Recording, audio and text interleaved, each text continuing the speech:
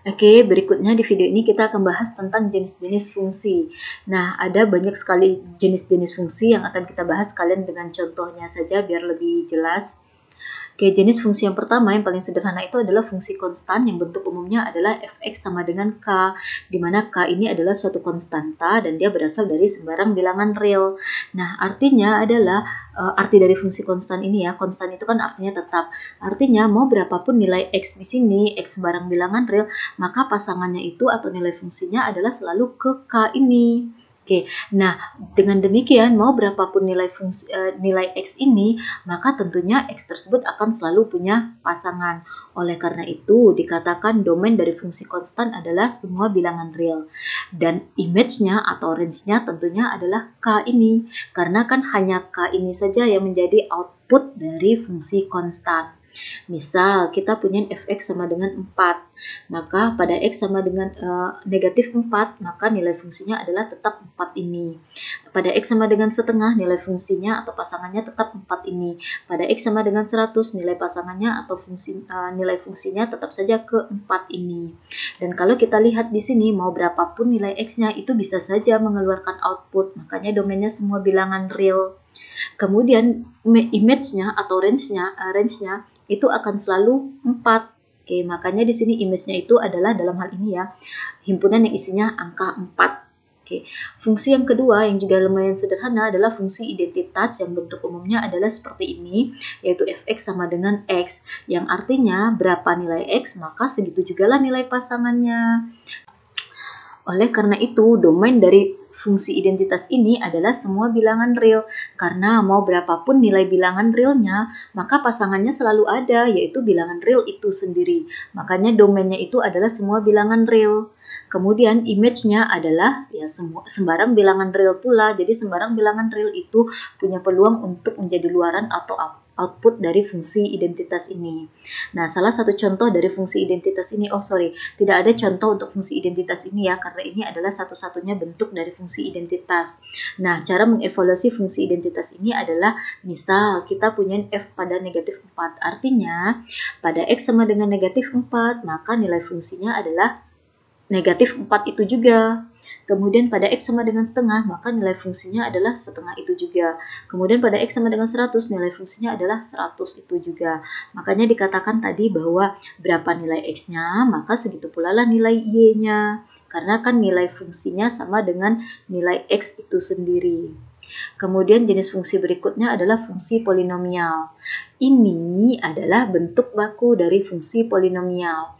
Ada AN, ada AN kurang 1, ada A1, ada A0. Di mana yang barusan saya sebutkan itu merupakan bisa diambil dari sembarang bilangan real. Boleh bilangan bulat, boleh pula bilangan pecahan. Kemudian ada variabel x, di mana dalam hal ini x itu berpangkat n, ini pangkat n kurang 1. Nah, yang paling penting sekali untuk mengetahui atau mengidentifikasi fungsi polinom adalah fungsi di mana variabel x-nya itu harus bilangan bulat positif. Jadi di sini dikatakan n-nya harus bilangan bulat dan n itu harus besar sama dengan 0. Di mana n ini kan pangkatnya dalam bentuk umum ini adalah sebagai posisinya dalam bentuk umum ini adalah sebagai pangkat. Jadi pangkat dari fungsi polinomial itu haruslah bilangan bulat positif. Kalau ada pangkat dari variabel x itu misalnya x pangkat negatif 2, maka itu bukan masuk dalam kategori fungsi polinomial. Nah, domain dari fungsi polinomial ini adalah semua bilangan real. Karena mau berapapun nilai x-nya, kalau kita pangkatkan dengan sembarang bilangan bulat, tentunya akan selalu bisa ditemukan nilainya, entah secara manual ataupun dengan menggunakan kalkulator. Kemudian image-nya juga merupakan suatu sembarang bilangan real. Salah satu contoh dari fungsi polinomial ini adalah ini ya, 2x pangkat 5 kurang 4x pangkat 3 tambah 1, di mana dalam hal ini x-nya berpangkat 3, di sini x berpangkat 5. 3 dan 5 adalah bilangan bulat positif. Maka ini masuk dalam kategori fungsi polinomial. Nah, ada fungsi polinomial yang lebih spesifik, yaitu yang disebut dengan fungsi linier, di mana bentuk umum dari fungsi linier adalah ini, yaitu fx sama dengan a1 kali x ditambah a0 dengan syarat a1-nya ini tidak sama dengan 0. Karena jika a1 sama dengan 0, maka tentunya 0 dikali X menjadi 0, sehingga hanya tersisa fx sama dengan A0. Dan karena A0 dan A1 ini adalah bilangan, maka kalau di sini hanya tersisa fx sama dengan A0, di mana A0 adalah suatu bilangan, tentunya dia menjadi fungsi konstan.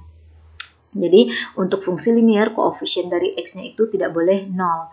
Dan ekspresi ini itu sebenarnya hampir sama dengan ekspresi persamaan linear ataupun pertidaksamaan linear yang pernah dibahas dulu. Kemudian ada yang disebut dengan, ini salah satu contoh dari fungsi linear ya. Kemudian ada fungsi kuadrat, di mana bentuk umumnya adalah seperti ini. Ada kata kuadrat, tentunya harus ada variabel yang berpangkat 2, di mana bentuk umumnya adalah ini. A2, A1, dan A0 ini adalah sebarang bilangan real. Tapi dengan syarat A2-nya tidak boleh sama dengan 0. Saya lupa menambahkan di sini ya. Oke, jadi dengan syarat di sini A2 tidak boleh sama dengan 0. Salah satu contoh dari fungsi kuadrat adalah ini. Oke, untuk A1 ataupun A0 boleh saja bernilai 0. Nah, jenis fungsi lainnya adalah fungsi rasional. Nah, sama seperti istilah kata rasional yang pernah dibahas pada waktu sistem bilangan, yaitu ada istilah bilangan rasional, yaitu bilangan yang bisa dituliskan dalam bentuk pecahan. Begitu juga fungsi rasional. Fungsi rasional adalah fungsi yang berbentuk pecahan, di mana pembilang dan penyebutnya itu haruslah fungsi-fungsi polinomial. Nah, ini adalah fungsi polinomial di mana katakanlah variabelnya ini berpangkat bilangan bulat positif. Begitupun penyebutnya harus berpangkat bilangan bulat positif. Oke. Nah, domain dari fungsi rasional ini adalah sebenarnya bisa dikatakan semua bilangan real, tapi dengan syarat penyebutnya ini tidak boleh bernilai 0. Maka dituliskan secara matematis seperti ini. Domain dari fungsi f ini adalah X anggota bilangan real, tapi dengan syarat fungsi Q(x)-nya ini atau fungsi yang ada di penyebut ini tidak boleh sama dengan 0. Oke. Kemudian image dari fungsi rasional ini adalah bisa jadi sembarang bilangan real. Jadi sembarang bilangan real punya peluang untuk menjadi luaran atau output dari fungsi rasional. Contohnya, fx sama dengan 3x per 2x tambah 8. Ini adalah salah satu contoh dari fungsi rasional. Nah, untuk menemukan domainnya, maka kita bisa menggunakan konsep ini, yaitu domain dari fungsi f ini adalah haruslah x dari sembarang bilangan real, tapi dengan syarat penyebutnya tidak boleh sama dengan 0. Dalam hal ini penyebutnya adalah 2x tambah 8. Jadi syaratnya di sini adalah 2x tambah 8 tidak boleh sama dengan 0. Dan ini adalah bentuk pertidaksamaan linear ya, karena kan ini tidak sama dengan juga merupakan bentuk pertidaksamaan. Nah, selesaikanlah ini, maka kita bisa memperoleh domain secara spesifik. Nah, kalau kita selesaikan pertidaksamaan ini, 2x menjadi tidak sama dengan negatif 8 ya. Atau disederhanakan lagi untuk menemukan x, berarti x tidak boleh sama dengan negatif 8 bagi 2, yaitu negatif 4. Jadi, domain dari fungsi ini adalah x yang berasal dari sembarang bilangan real, tapi dengan syarat x-nya tidak boleh sama dengan negatif 4. Oke, berikutnya ada yang disebut dengan jenis fungsi aljabar. Fungsi aljabar adalah fungsi-fungsi yang bisa diperoleh dari fungsi konstan ataupun fungsi identitas ataupun fungsi polinomial melalui 5 operasi, yaitu entah jumlah, kurang, kali, bagi, ataupun akar. Nah, domain dari fungsi aljabar ini tergantung pada bentuk fungsinya, jadi harus per kasus. Misal nih, kita punya fungsi fx sama dengan akar x, dan ini merupakan salah satu contoh dari fungsi aljabar. Nah, domain dari fungsi akar ini adalah sebagaimana yang kita ketahui adalah semua bilangan real, tapi dengan syarat dia harus bernilai positif atau boleh juga 0, karena akar dari 0 ada ya. Oleh karena itu, kita bisa klaim bahwa domain dari fungsi ini adalah semua bilangan real, tapi dengan syarat x ini haruslah bilangan yang lebih besar dari 0 atau sama dengan 0. Contohnya ini nih perhitungannya. Jika x sama dengan 1, maka nilai fungsinya adalah akar 1, yaitu 1.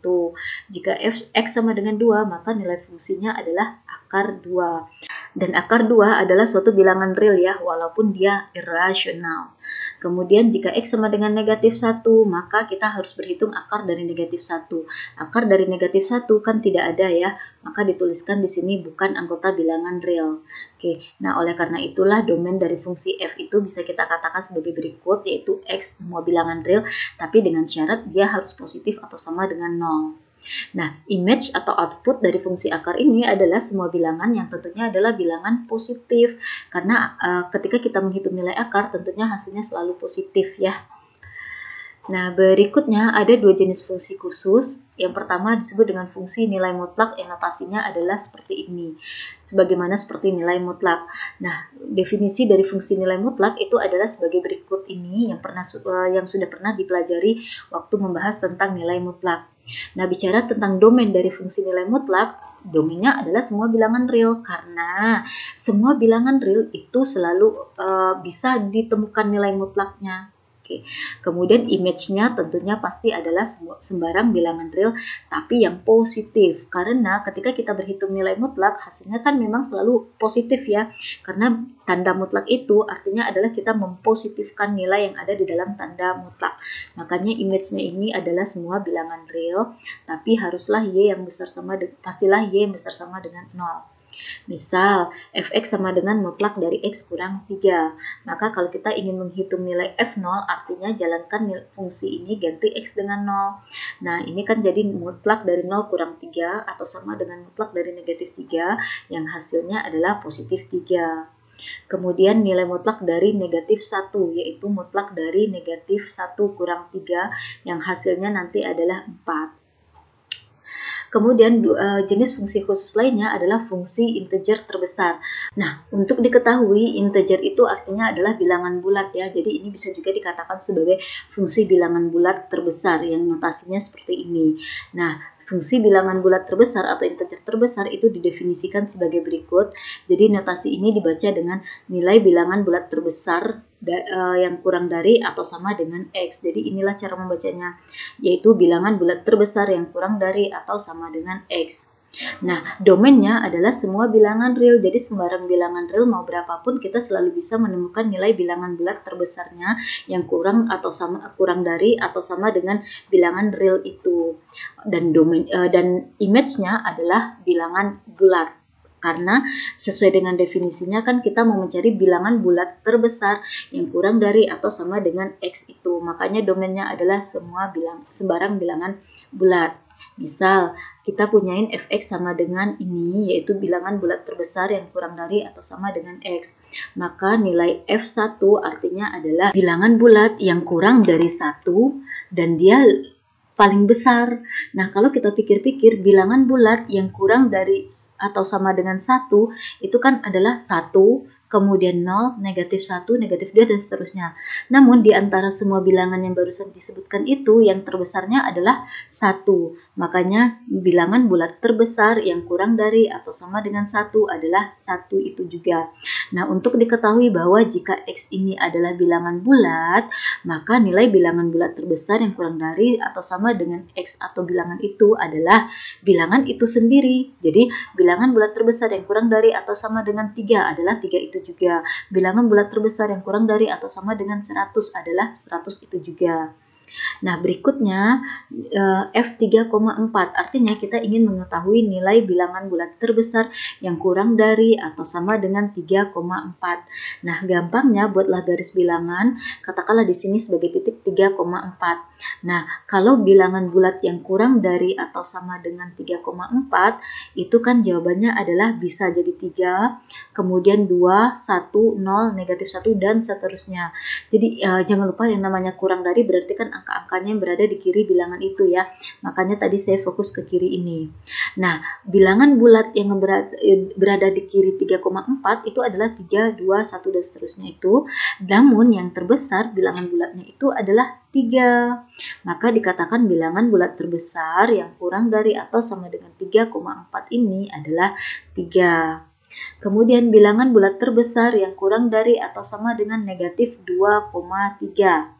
Nah, katakanlah di sini titik negatif 2,3, angka yang berada di nilai bilangan yang kecil dari negatif 2,3, kalau kita ambil bilangan bulat itu adalah negatif 3, kemudian ada negatif 4, negatif 5, dan seterusnya. Nah, tentunya yang paling dekat dengan negatif 2,3 ini adalah negatif 3. Jadi negatif 3 ini adalah bilangan bulat terbesar yang kurang dari negatif 2,3. Nah, sekian untuk jenis-jenis fungsi.